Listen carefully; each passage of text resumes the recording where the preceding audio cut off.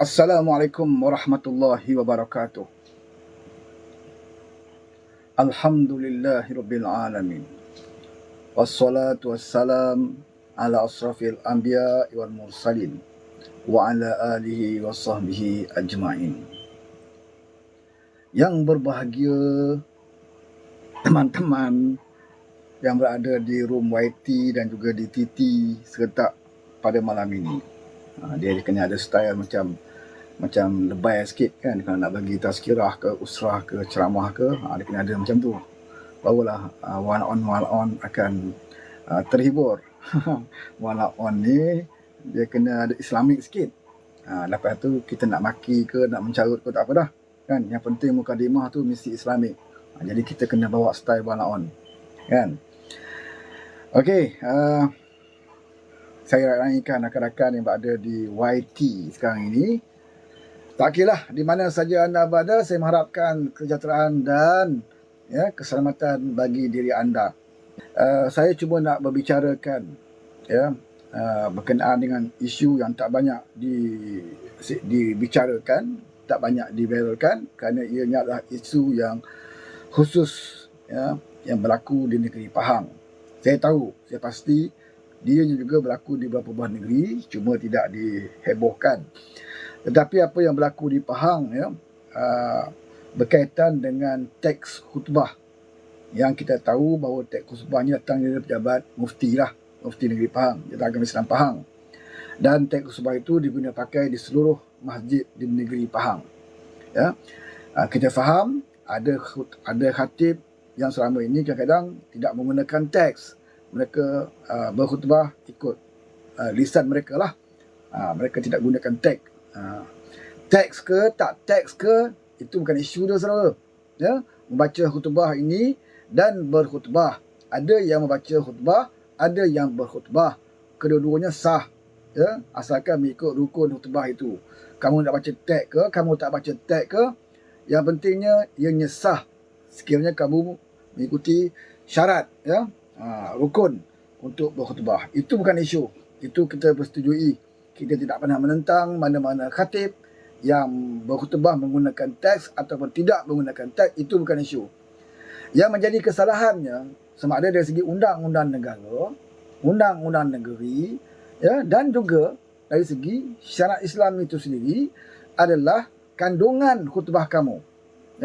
Kandungan khutbah kamu itu apakah ianya bertepatan dengan Islam, ataupun kamu menggunakan Islam dan menyampaikan satu ucapan, satu khutbah kepada jemaah masjid yang menyeleweng daripada isu yang sebenar.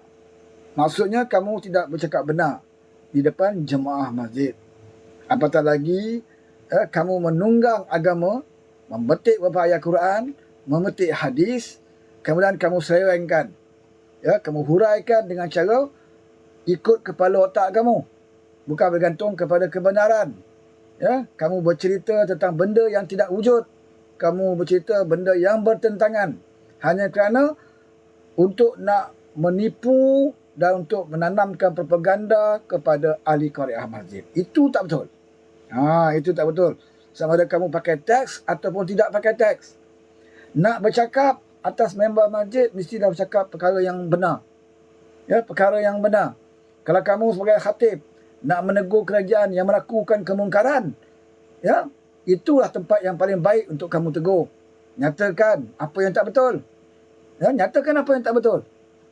Tetapi kalau kamu tidak menegur kemungkaran, sebaliknya kamu memesongkan kebenaran.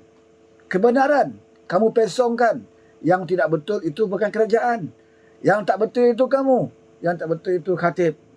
Dan khatib mungkin berlepas diri. Dia kata, saya tu imam, saya khatib, saya terpaksa baca teks. Saya tahu teks ini tipu. Saya tahu teks ini palsu. Saya tahu kandungannya fitnah. Tapi saya sebagai khatib, saya terpaksa baca. Itu bukan jawapan dia. Kamu tidak boleh kata, saya terpaksa melakukan kemungkaran. Kamu tak boleh kata, saya terpaksa melakukan fitnah. Sebagai khatib, saya terpaksa berfitnah. Saya terpaksa baca kandungan fitnah ini. Kerana ini tugas saya. Dia salah. Kamu khatib, kamu diberi amanah ya, oleh Allah Subhanahu Wa Taala dan juga masyarakat kampung dan juga qariah kampung untuk menyatakan kebenaran. Kamu tak boleh kata saya terpaksa baca. Tak boleh. Ya, tak boleh. Kenapa kamu tahu kalau benda itu tak betul? Kalau benda itu fitnah, kenapa pula kamu nak sampaikan kepada orang? Sepatutnya kamu rujuk dulu kepada pihak berkenaan. Kalau tak berani nak rujuk, bacalah teks yang lain. Ya, kamu jangan baca benda yang tak betul. Kamu tinggalkan benda yang fitnah yang kamu tahu. Masalahnya kebanyakan khatib tidak tahu. Kebanyakan khatib tidak mengetahuinya. Mereka hanya bergantung kepada teks dan mereka tidak mahu mengkaji benar ataupun tidak. Ya, sebagaimana yang kita tahu, teks khutbah ini akan sampai kepada khatib-khatib awal lagi. Ya, beberapa hari sebelum hari Jumaat mereka akan terima teks ini. Sepatutnya mereka luangkan sedikit masa menyemak teks itu sebelum mereka baca pada hari Jumaat. Kalau mereka rasa ragu-ragu, ya, ataupun mereka tahu bahawa benda itu tidak betul, tandalah dekat situ, jangan baca. Buat apa kamu nak bersebahat dengan orang menyediakan teks yang terang-terang fitnah? Apatah lagi yang difitnah itu adalah ulil amri ataupun pemerintah. Ya, kamu tu imam, kamu khatib, gaji kamu dibayar oleh kerajaan. Bahkan di bawah kerajaan Malaysia Madani ini, peruntukan untuk agama Islam lebih tinggi daripada zaman Din Cirit jadi kerajaan. Ya, tinggi gaji saudara, naik allowance, macam-macam peruntukan sekolah agama, tahfiz, naik. Ya, tapi tergamak kamu atas member masjid, kamu memburukkan kerajaan dengan sesuatu perkara yang tak betul. Saya nak bacakan sedikit, kalau saya boleh buka sikit. Sebab saya pakai PC dengan, saya takut saya tak boleh nak buka. Ya, saya nak bacakan sedikit apa yang terkandung dalam teks tersebut. Yang mana dia tadi? Ini bukan saya nak fitnah. Benda ni satu hari sebelum teks tu, ya. Khutbah Negeri Pahang Siri 2 2004. Jadi kalau ada kawan-kawan sini, ya, yang kalau ada kawan-kawan sini yang ikuti live saya ini, ya, sekejap. Yang mengikuti live saya ini, kalau mereka boleh sampaikan, ya, tolong sampaikan. Ya, tolong sampaikan kepada pihak berkenaan. Rujuk khutbah Negeri Pahang Siri 2 24 yang dibaca pada hari Jumaat baru ini. Mukadimahnya cukup cantik, saudara. Ya, biasalah khutbah kan. Macam khutbah biasalah. Dia punya mukadimah macam biasalah, ya. Kemudian sidang Jumaat yang dihormati Allah Subhanahu Wa Taala. Tajuk khutbah dia apa dia? Tajuk dia Kedaulatan Syarak Islam. Tajuk dia sedap tu. Tajuk dia Kedaulatan Syarak Islam. Bertarikh bila? 6 Syaban 1445 Hijrah, 16 Februari 2024. Ya. Seperti biasalah, mula-mula dia punya mukadimah khutbah itu, ya, alhamdulillahirabbil alamin.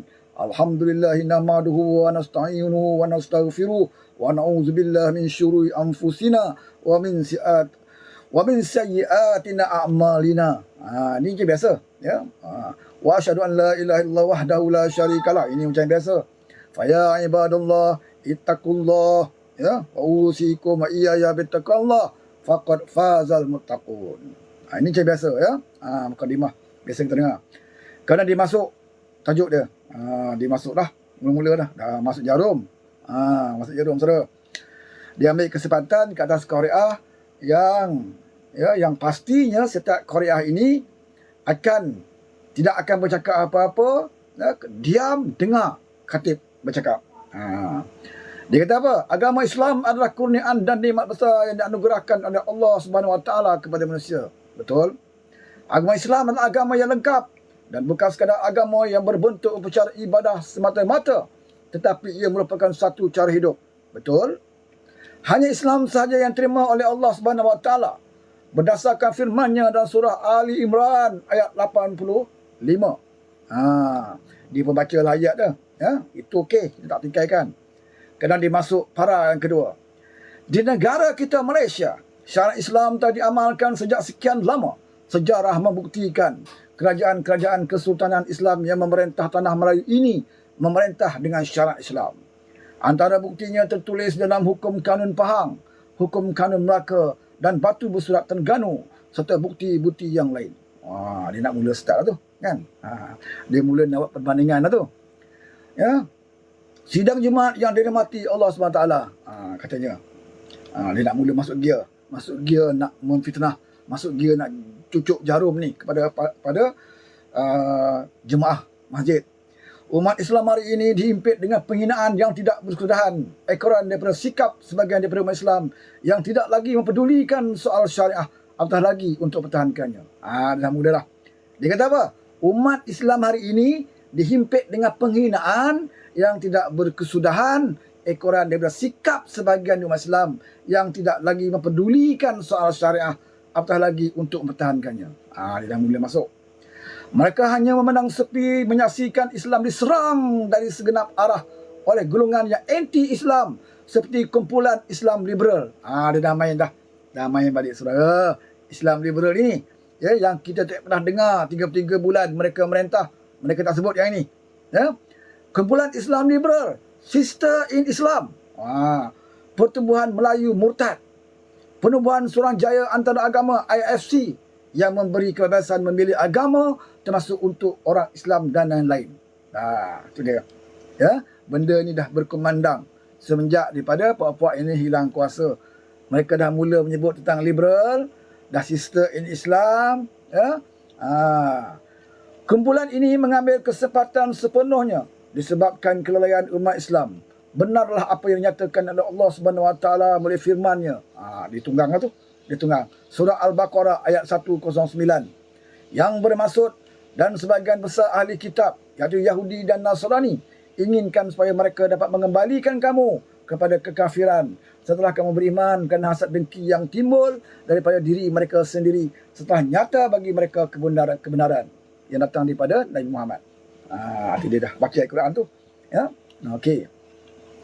Sidang Jumaat yang dirahmati Allah SWT, kata sang katib tadi ni. Ya, sang katib. Ya, ejen fitnah ni. Antara ancaman yang sedang dihadapi oleh umat Islam di negara ini ialah usaha menghalang Islam dikuatkuasakan walaupun ke atas umat Islam sendiri. Dia dah mula dah tu.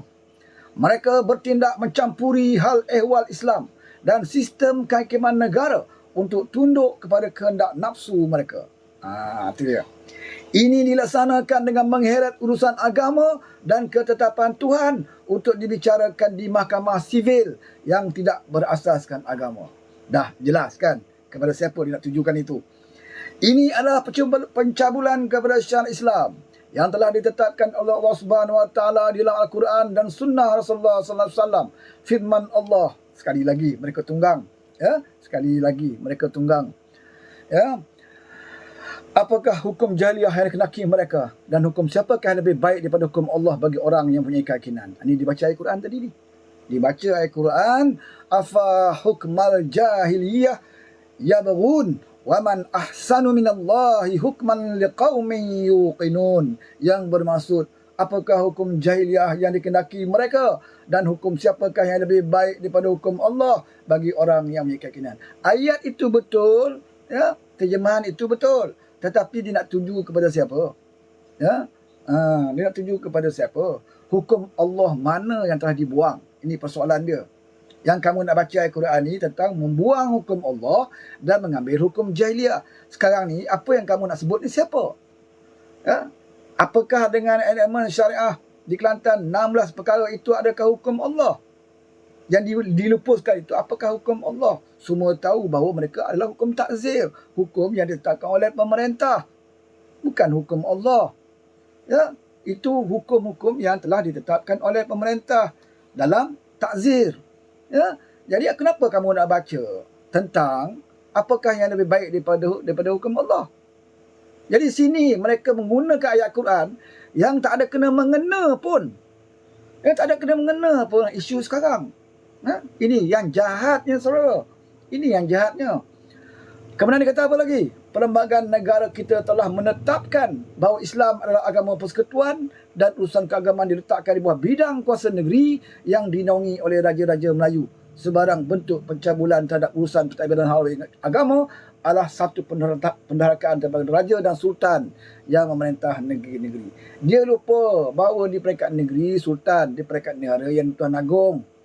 Ya, jadi apa yang dibuang ataupun yang dibatalkan, takzir di Kelantan itu menepati persekutuan, ya, dan dialih kepada bidang kuasa persekutuan. Bidang persekutuan itu di bawah agung juga, raja juga, ketua agama juga. Yang mereka lupa. Mereka ingat negeri Kelantan itu sebuah negeri yang tak ada kena-mena dengan persekutuan. Dia sebuah negara. Contohnya macam kita pergi pertikaikan undang-undang negara Singapura. Kita pertikaikan undang-undang, ya, di Brunei. Tak boleh lah. Ya. Tapi Kelantan adalah sebuah negeri di dalam Semenanjung. Dan di bawah satu Perdana Menteri, sebuah Yang Tuan Agong.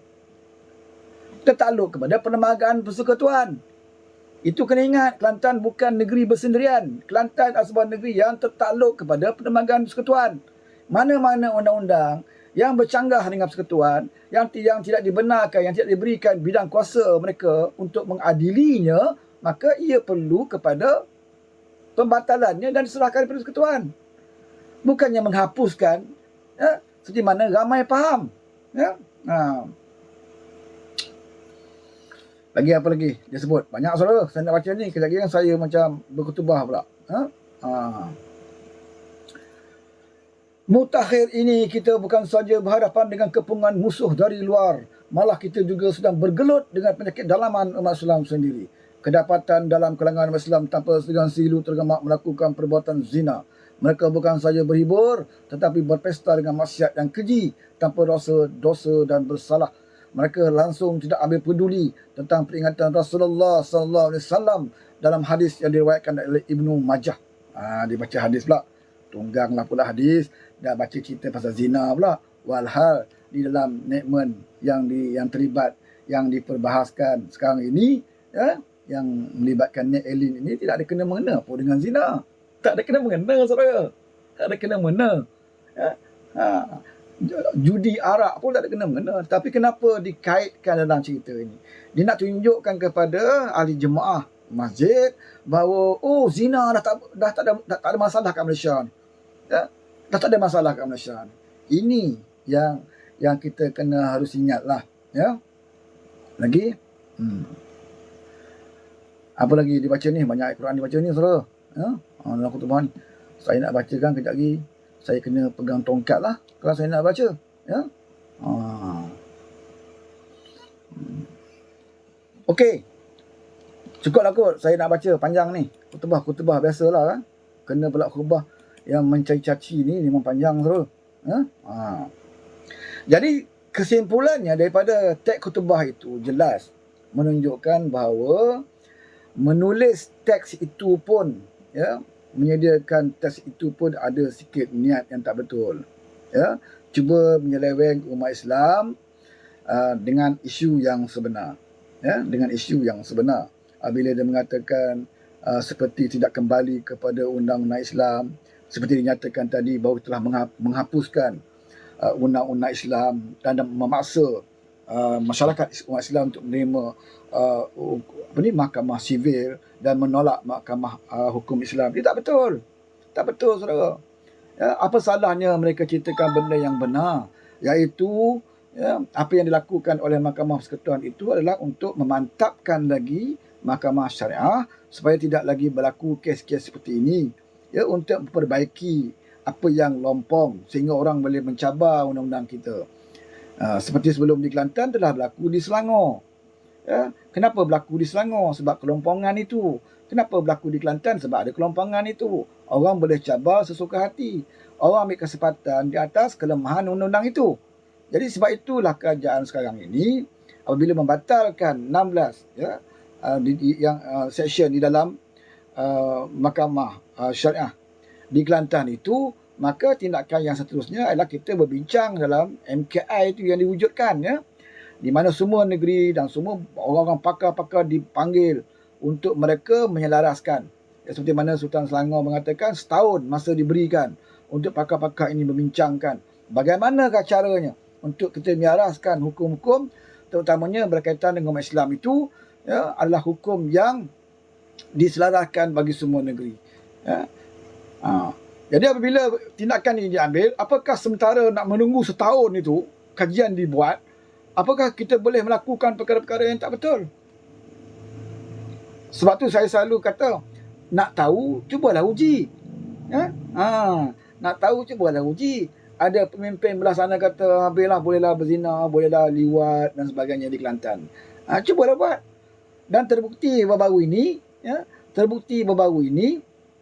ada cikgu tu, ustaz tu, yang menjadi warden kepada asrama wanita, ya, ditangkap kerana merogol dan meliwat. Ya. Dah dihukum pun. Maknanya perbuatan itu tetap salah, ya, berlaku di Kelantan. Sedangkan sebelum kes ini, ya, sebelum mahkamah menjatuh hukuman ini, Nek Elin telah menang di mahkamah. Ya. Maksudnya, kalau kamu melakukan perbuatan tersebut di negeri tersebut, kamu tetap akan diambil tindakan. Ya. Bukannya hapus undang-undang itu, tapi dikembalikan kepada mahkamah sivil di peringkat persekutuan. Ya. Kita tak mau lihat ada satu undang-undang yang sama, tapi hukumannya berbeza. Ya.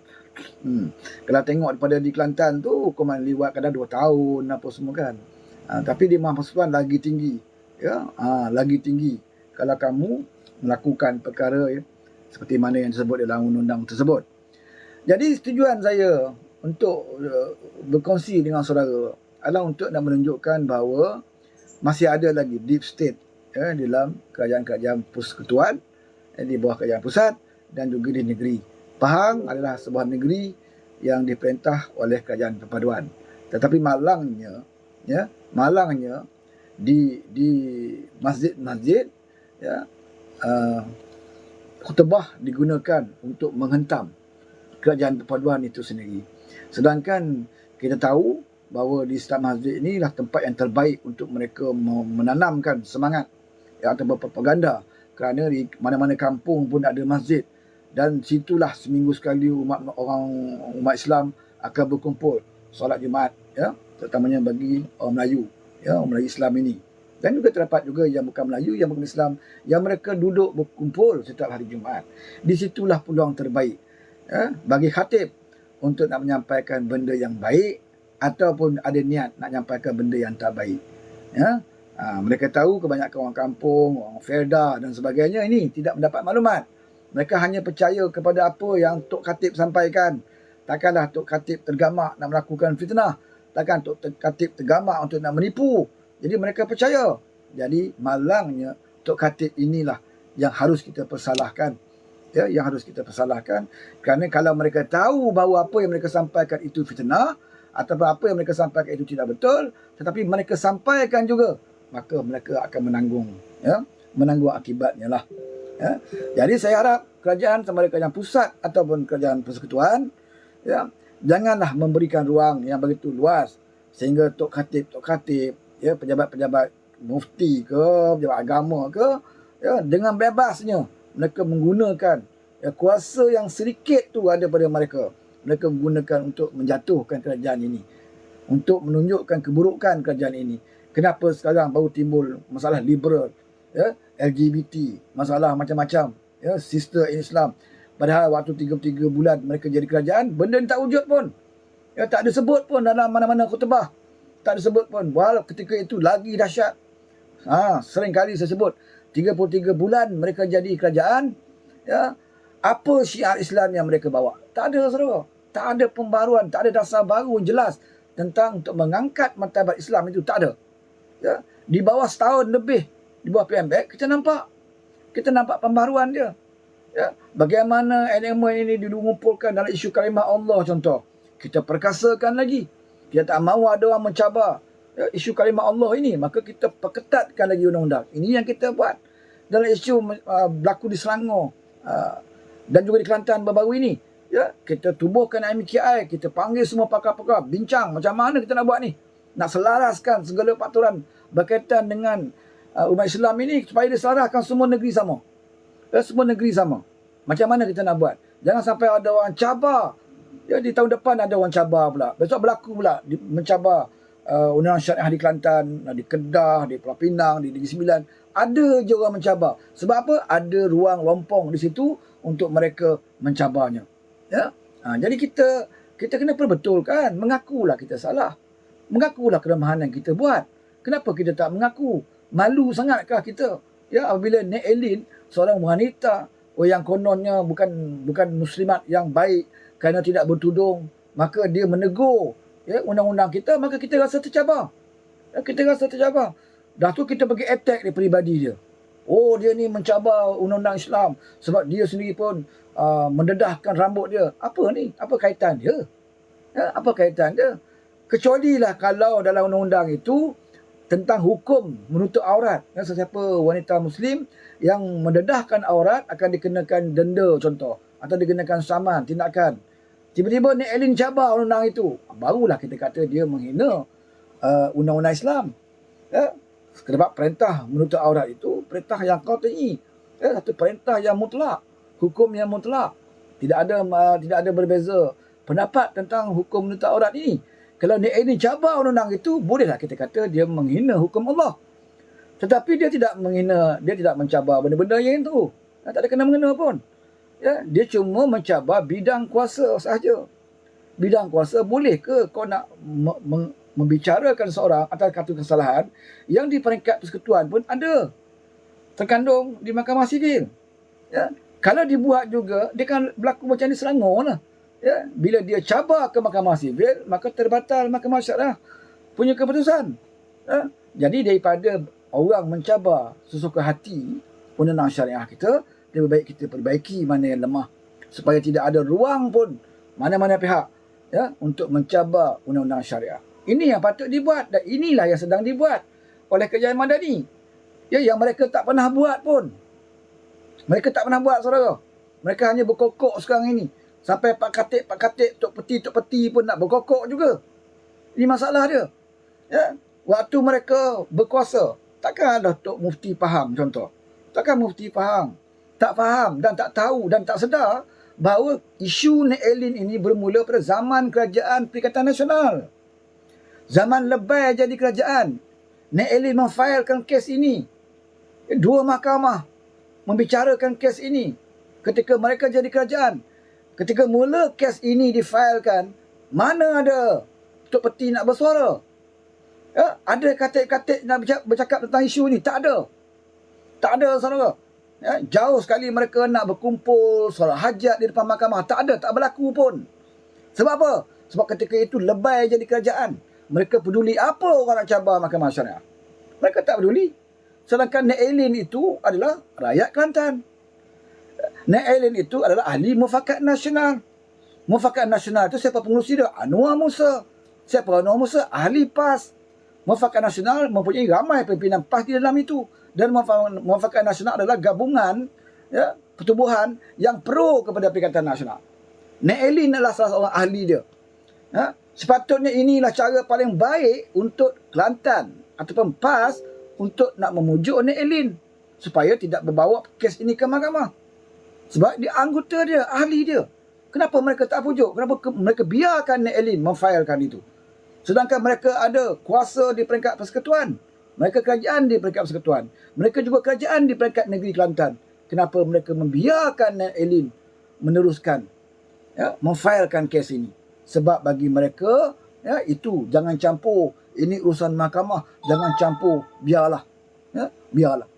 Maka berlakulah apa yang berlaku. Satu mahkamah menang Nek Elin. Kami nak pergi mahkamah kedua, menang lagi. Dua mahkamah PAS tak pernah buat solat hajat pun di depan mahkamah. Tak pernah dikumpulkan anggota-anggota mereka untuk solat hajat ketika itu. Tak berlaku, saudara. Tak ada demonstrasi pun, tak bercakap pun depan mahkamah. Tetapi bila Kerajaan Madani ini di bawah kerajaan PMX, di peringkat Mahkamah Persekutuan, di peringkat mahkamah yang terakhir, barulah mereka sibuk nak mengumpulkan orang untuk solat hajat. Waktu itulah mereka nak bercakap, semua berebut nak pegang ni, nak pegang mikrofon ni, nak bercakap, nak tunjukkan semangat. Pertahankan Islam, Islam terancam. Kan? Orang yang bodoh ni takbir Allah Akbar, takbir Allah Akbar. Bila tanya apa yang terancam, hukum Islam mana yang terancam, semua tak ada jawab.